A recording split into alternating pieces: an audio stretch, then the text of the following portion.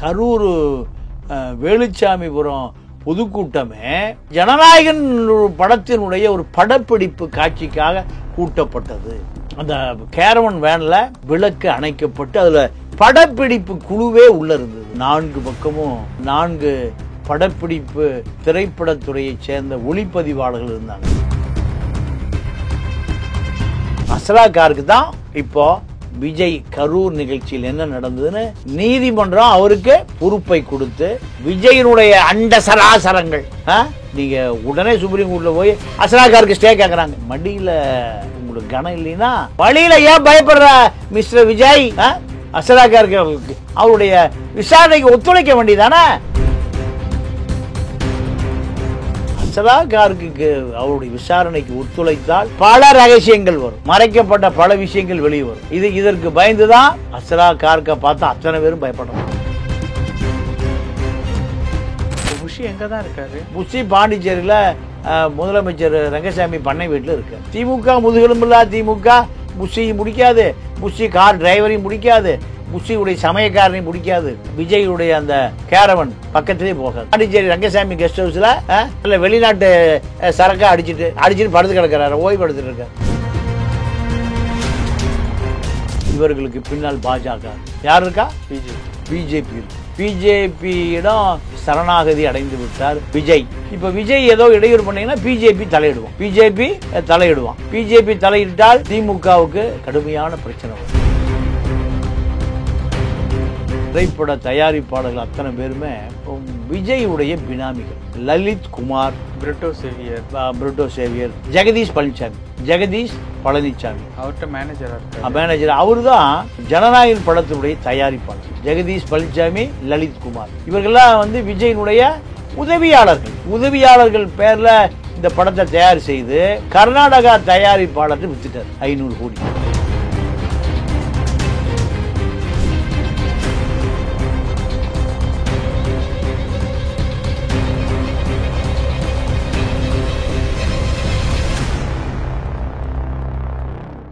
Real one நேர்களுக்கு வணக்கம். இன்று நம்மளுடைய நேர்காணலுக்கு மூத்த பத்திரிகையாளர் திரு தமிழா பாண்டியன் அவர்கள் இணைஞ்சிருக்காங்க. சார் வணக்கம். வணக்கம் சார். இந்த கரூர் சம்பவம், இந்த சம்பவம் கடந்த ஒரு 10 நாட்களுக்கு மேலாகவே பெரிய லெவல்ல பேசும் பொருளாக ஆயிட்டு இருக்கு. இப்போ விஜய் கரூருக்கு போகணும்னு அனுமதி கேட்டு டிஜிபி அலுவலகத்துல மனு கொடுத்துருக்கதா தகவல் வருது. இது சம்பந்தமா தமிழக பாஜக தலைவர் நயினார் நாகேந்திரன்ட்ட கேட்கும்போது விஜய் உயிருக்கு உத்தரவாதம் இல்லை, விஜய் உயிருக்கு அச்சுறுத்தல் இருக்கிறதுனால தான் விஜய்க்கு போறதுக்கு உண்டான அந்த கால தாமதம் ஏற்படுது, விஜயே பயந்தாலும் பயப்படலாம் அப்படின்ட்டு ஒரு விஷயம் சொல்றாங்க. உண்மையிலே விஜயனுடைய உயிருக்கு அச்சுறுத்தல் இருக்கா?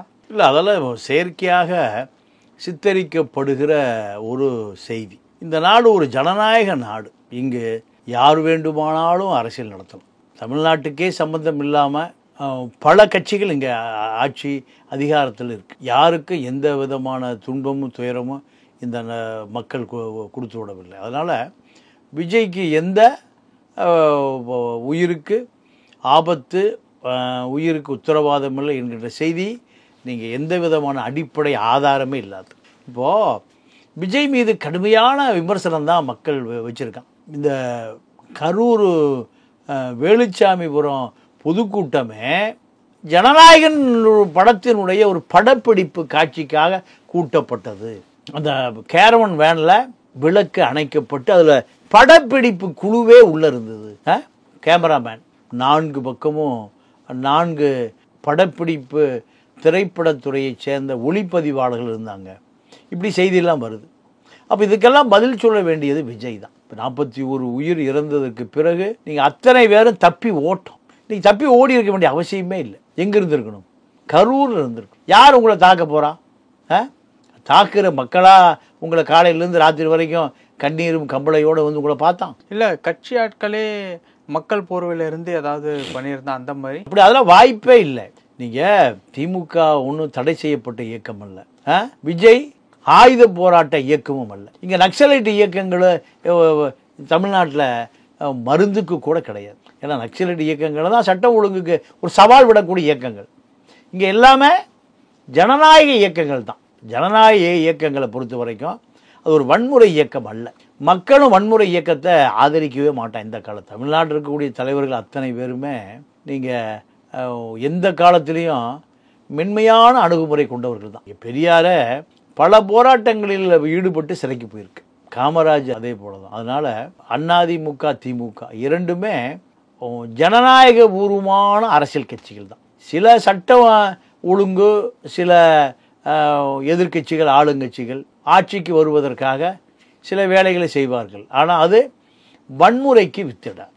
விஜய்க்கு இதுவரைக்கும் அவருக்கு எந்த விதமான அச்சுறுத்தலுமே இல்லையே.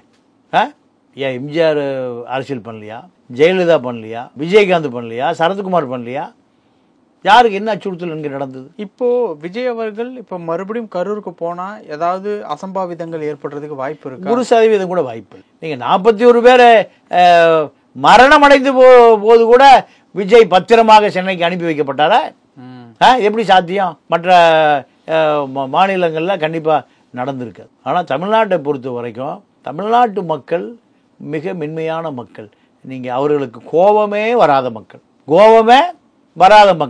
எப்பவுமே கோபப்பட மாட்டான். அரசியல் என்பது, புரட்சி என்பது கோபப்படுறது தான்.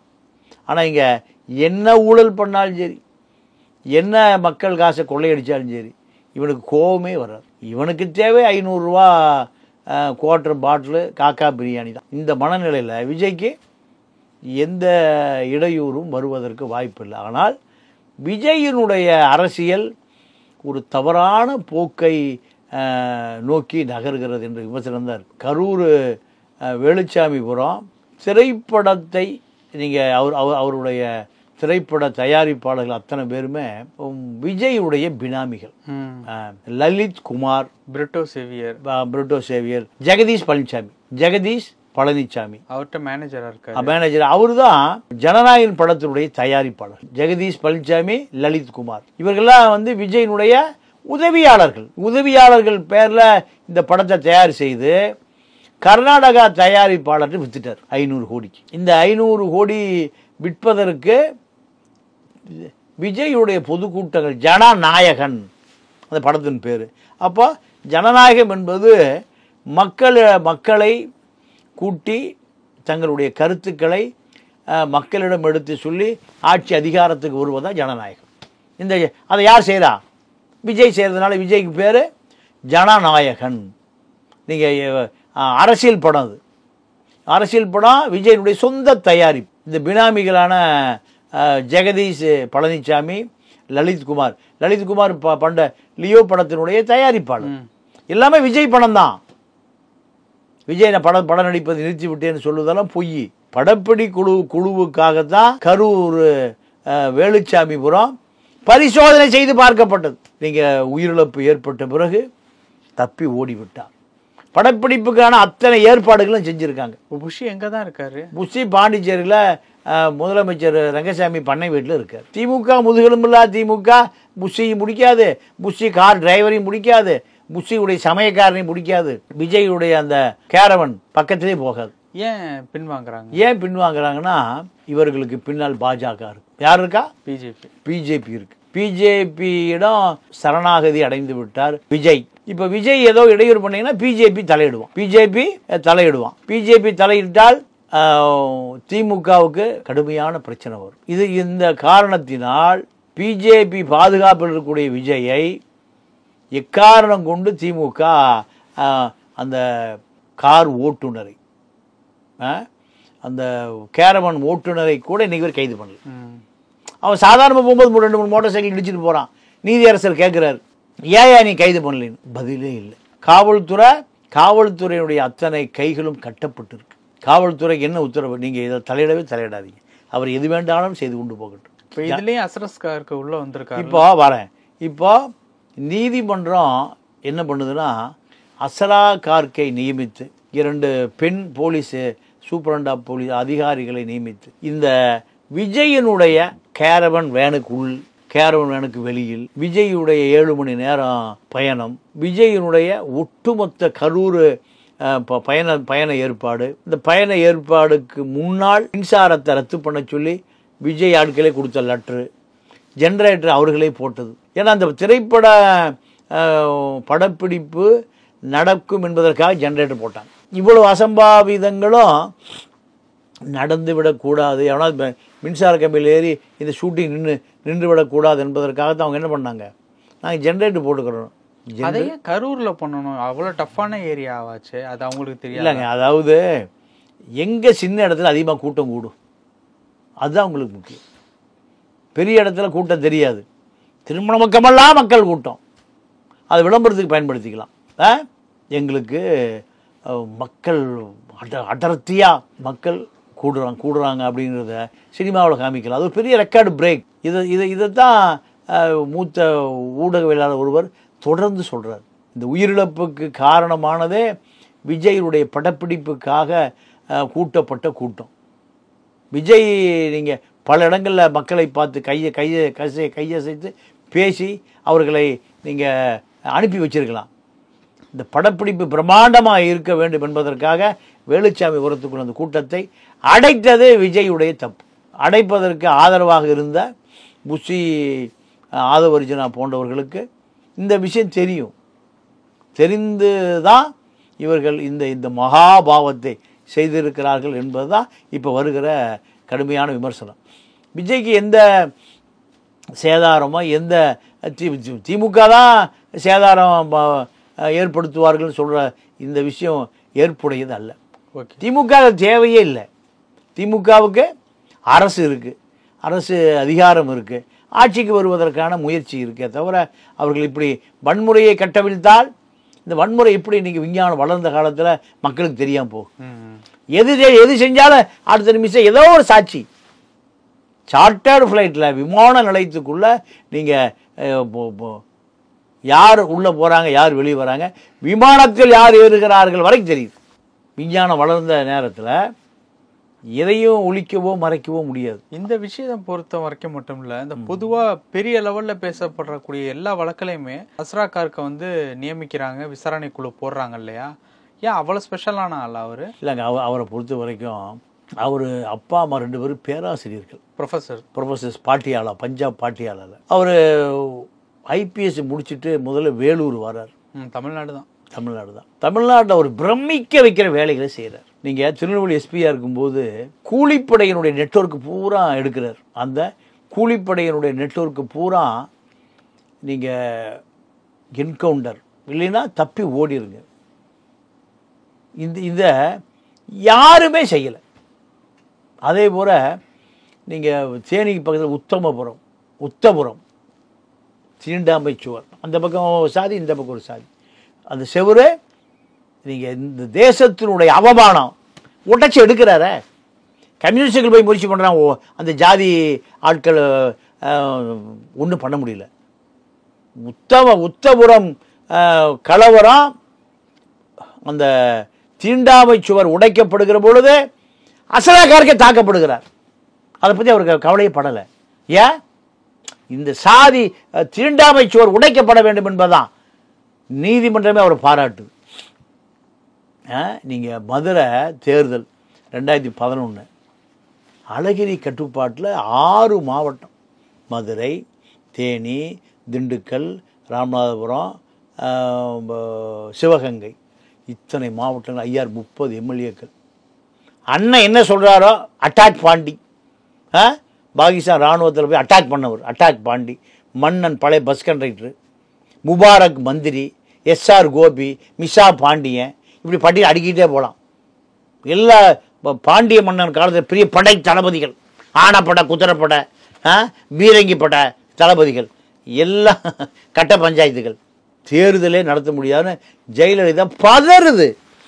டெல்லியிலிருந்து அஸ்ரா கார்க் கலெக்டர் சகாயம், நீங்கள் தான் இந்த 5 மாவட்டங்களில் மதுரை பேச வச்சு அரசியல் பண்ணணுங்கிறாங்க. அப்போது ரவுடி எலிமெண்ட்ஸ், அஸ்ரா கார்க்கு மதுரை எஸ்பி கூப்பிட்டு சொல்கிறாரு, இந்த ரவுடி எலிமெண்ட்ஸ் சொல்கிறார், ஏப்பா உங்களுக்கு எல்லாம் பொது மன்னிப்பு, உங்கள் தலைவர் பொட்டுக்கும் பொது மன்னிப்பு. பொட்டு சுரேஷ், நஞ்சா அண்ணான் அழகிரியுடைய வலதுகரம் இடதுகரம் எல்லா கரம் அவர் தான். அவர் கட்டுப்பாட்டில் இந்த 6 மாவட்டங்கள், 36 சட்டமன்ற உறுப்பினர்கள், எல்லாத்துக்கும் பொது மன்னிப்புப்பா வாங்க எல்லா எஸ்பி ஆஃபீஸில் அருமையான கவனிப்பு யாருக்கு? எல்லா ரவுடிகளுக்கும். Tea, coffee, tiffin, biscuit, biryani, காக்கா பிரியாணி, சுத்தமான கோழி பிரியாணி எல்லாம் கொடுத்து இனிமேல் ரவுடிஸ் பண்ண வெட்டி விட்டே இருக்கார். இந்த ஒளிஞ்சிருக்கிற புட்டு சுரேஷுக்கு தகவல் தெரியுது. எஸ்பி தங்கமான மனுஷன் அவர். நம்ம எல்லாம் பொது மன்னிப்பு கொடுத்து என்ன உபசரிப்பு, டீ, காபி, டிஃபன், பிஸ்கட்டு, கோழி பிரியாணி, சிக்கன் பிரியாணி எல்லாம் கொடுக்குறாரு. நம்ம திருந்தி வாழ்கிறது தான் முறை. புட்டு சுரேஷ் பின்னாடி போகக்கூடாது. இப்படி தகவல் போயிட்டே இருக்கு. யாருக்கு? புட்டு சுரேஷ் பார்க்குறேன். ஆமாம், ஒருவேளை நம்மளை பொட்டுன்னு போக என்கவுண்டர் போட்டாலும் போடுவார் அந்த ஆள். நம்மளும் போய் சரண்டர் ஆயிடுவோம். பேசுகிறார் வக்கீலை விட்டு. நான் எல்லாருக்கும் பொது மன்னிப்பு தான், யாரையும் ரிமாண்ட் பண்ண மாட்டேன். இப்படி இந்த ரவுடிகளை வைத்து கண்ணி வெடி வைத்து விட்டார். யாருக்கு? புட்டு சுரேஷுக்கு. புட்டு சுரேஷ் கலெக்டர் பங்களாவில் சரண்டர் ஆகிறார். டீ, காஃபி, டிஃபன், புரோட்டா, சால்னா, சிக்கன் எல்லாம் குருமாலாம் கொடுக்குறாரு. யாருக்கு? சுரேஷுக்கு. சாப்பிட்டுட்டு ஐயா கிளம்பிட்டுமானார். ரைட்டு. 4 மிதி, ஒரு அடித்து தூக்கி ரிமாண்ட் பண்ணுறான். யாரை? புட்டு சுரேஷை பிடிக்க முடியாமல் இந்த தேர்தலை நடத்த முடியாது. புட்டு சுரேஷ் தான் 6 மாவட்டங்களையும் அட்டாக் பாண்டிகளை வைத்து கலவரம் பண்ணி தேர்தலை சீர்குலைக்க போகிறார். செய்தி தெரிஞ்ச உடனே பொட்டுக்கு சின்ன எலிக்கு வச்ச பொறி, பெரிய எலி யார்? பெருச்சாலி. பொட்டு சுரேஷ் தூக்கி உள்ளே போட்டார். தேர்தல் அமைதியாக நடந்தது. தேர்தலை அப்போ மாஸ்டர் மைண்ட் இதுதான். அஸ்ராகாருக்கு தான் இப்போ விஜய் கரூர் நிகழ்ச்சியில் என்ன நடந்ததுன்னு நீதிமன்றம் அவருக்கு பொறுப்பை கொடுத்து விஜயனுடைய அண்ட சராசரங்கள் நீங்க உடனே சுப்ரீம் கோர்ட்ல போய் அஸ்ராகாருக்கு ஸ்டே கேட்கறாங்க. மடியில உங்களுக்கு கனம் இல்லைன்னா வழியில ஏன் பயப்படுற மிஸ்டர் விஜய்? அஸ்ராகாருக்கு அவருடைய விசாரணைக்கு ஒத்துழைக்க வேண்டியதானே? போனது 40 உயிர், விலை மதிக்க முடியாத உயிர் இல்லையா அது? அந்த உயிருக்கு யார் காரணம்? நீங்க ஜனநாயக படப்பிடிப்பு எடுக்கிறதுக்கு அந்த 40 உயிர் தான் கிடைச்சதா? குற்றம் செஞ்ச மனசு தான். இன்னைக்கு வரைக்கும் நீங்க அங்க போலங்கும் போதே நீங்க போய் ஷூட்டிங் நடத்திருக்கீங்கன்னு அர்த்தம். ஓகே. நீங்க முதல் நாள் அங்க போய் அந்த மக்களா இருந்திருக்கணுமா இல்லையா? தப்பி ஓடுறீங்க. ஒரு யூடியூப் சேனல் செய்தி வருது. புஷி ஆனந்த் வீரப்பன் காட்டில் பதுங்கல். இப்போ வன்னி காட்டுக்கு போயிட்டாராம். ஏண்டா கேவலப்படுத்துறீங்க, வீரப்பனையும் கேவலப்படுத்துறீங்க, என் தலைவனையும் கேவலப்படுத்துறீங்க. புஷி எங்கேயா போனார்? புஷ்ஷுன்னு பாண்டிச்சேரி கெஸ்ட் ஹவுஸில் படுத்து கிடக்கிறாரு. எங்க? பாண்டிச்சேரி ரங்கசாமி கெஸ்ட் ஹவுஸில் நல்ல வெளிநாட்டு சரக்காக அடிச்சுட்டு, நான் சொல்ல சரக்கு சாப்பாடை சொல்கிறேன், தப்பாக எடுக்கக்கூடாது, அடிச்சுட்டு படுத்து கிடக்கிறாரு, ஓய்வு எடுத்துட்டு இருக்காரு. இந்த திமுக அரசு புஷி டிரைவரையும் பிடிக்கல, விஜயுடைய கேரவன் டிரைவரையும் பிடிக்கல, யாரையும் பிடிக்கல. அப்போ அஸ்ராகாருக்கு அவருடைய விசாரணைக்கு ஒத்துழைத்தால் பல ரகசியங்கள் வரும், மறைக்கப்பட்ட பல விஷயங்கள் வெளியே வரும். இதற்கு பயந்துதான் அஸ்ராகார்க்கை பார்த்தா அத்தனை பேரும் பயப்படுறோம். இந்த அஸ்ராகாருக்கு விசாரணைக்கு முழு ஒத்துழைப்பு கொடுத்தால் விஜய் வரலாற்றில் பாராட்டப்படுவார். அஸ்ராகாருக்கு விசாரணையே நடக்கலைன்னா விஜய் எதையோ மறைக்க நினைக்கிறார், ஒழிக்க நினைக்கிறார், ஒளிந்து கொள்ளுகிறார் என்பதுதான் மக்களிடம் மிகப்பெரிய எதிர்ப்பு வளரும். இதை விஜயும் புஷியும் தவிர்த்து கொள்ள வேண்டும். நீங்கள் நயனா நாகேந்திரன் எம்புருஷன் குதிர்குலைங்கிற கதையை சொல்கிறார். பாஜக கட்டுப்பாட்டில் போய்விட்டார். யார்? விஜய். பாஜக கட்டுப்பாட்டுக்கு போய் அதிமுகவினுடைய அதிகாரத்துக்குள் தன்னை பாதுகாக்க முடிவு செய்து விட்டார். ஓகே. இப்போ அரூரில் அதிமுக கூட்டத்தில் விஜய் கொடியாடிட்டு வந்துட்டான் பாதி பேர். ஆமாம், அரூர் குமாரபாளையம். அப்போ எடப்பாடிக்கும் விஜய்க்கும் சேர்த்து கட் அவுட் வைக்க ஆரம்பிச்சிட்டான். இதெல்லாம் நடந்துட்டுருக்கு. அப்போ அஸ்ராகாருக்கு விசாரணை பல உண்மைகளை கொண்டு வருவதற்கு முன்பு விஜய் அதிலும் தப்பிக்க நினைக்கிறார். அதுதான் டெல்லி உச்சநீதிமன்றத்தினுடைய கதவுகளை தட்டி தன்னை விசாரிக்க கூடாதுன்னு தடையாணை வாங்க முயற்சிக்கிறார். இது தவறான முன்னுதாரணம். ஓகே, இதை விஜய் தவிர்த்து கொள்ள வேண்டும். பல விஷயங்கள் பேசணும். நேரத்துக்கு ரொம்ப நன்றி. நன்றி, வணக்கம்.